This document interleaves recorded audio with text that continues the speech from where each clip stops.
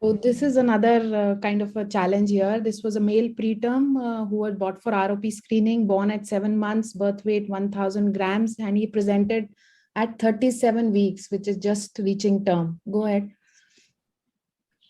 Next slide, please. So here is that presentation. We see this is a rhegmatogenous retinal detachment, convex. There's corrugations. This is not a tractional retinal detachment. And the other eye has a stage 2 ROP with some pre-retinal hemorrhages, but no plus disease. So now this is a neonate, 37 weeks of post-conceptional age, who has come with a rhegmatogenous retinal detachment, no history of trauma.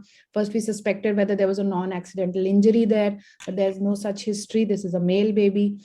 Then systemic conditions such as sticklers were considered. There was the systemic examination did not reveal any such any other findings. However, the other eye was also myopic, and the parents did not consent for genetic testing at this time. Now the question was, how do we manage this case? So the only option was to do a scleral buckle. So how do we do that scleral buckle? This is my first case of doing a scleral buckle. So as described by Dr. Michael Tracy, that we use generally a 240 band, and we apply it close to the insertion. So after doing a conjunctival peritomy and tagging the recti muscles, doing the indirect ophthalmoscopy, and localizing the retinal break, which was here in the temporal quadrant, and it was oral. We cryoed the retinal break. And so this is the 240 band, just close to the insertions. I put the first Dacron suture. The remaining quadrants, I did not apply Dacron sutures. I instead made scleral tunnels. And this is the scleral tunnel being shown here.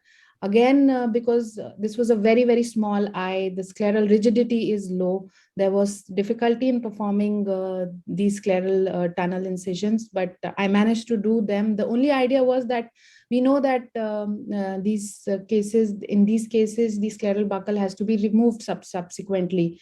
So I thought if we minimize the number of sutures, that would be easier, that we don't leave behind too many. So if we can just go away with a single suture there, which can be cut and removed down the line. So all quadrants, these scleral tunnels were made, and the 240 band was passed through it.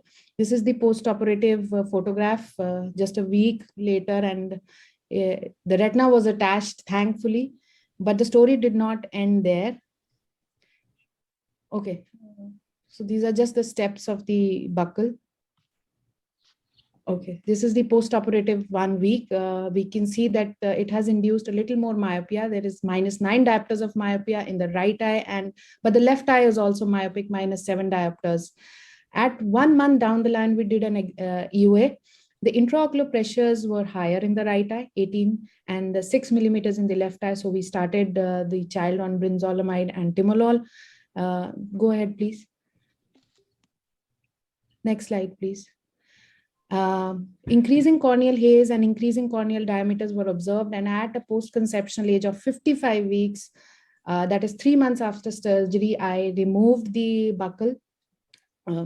And we just exposed that quadrant where we had applied the suture, and cut that suture and removed it.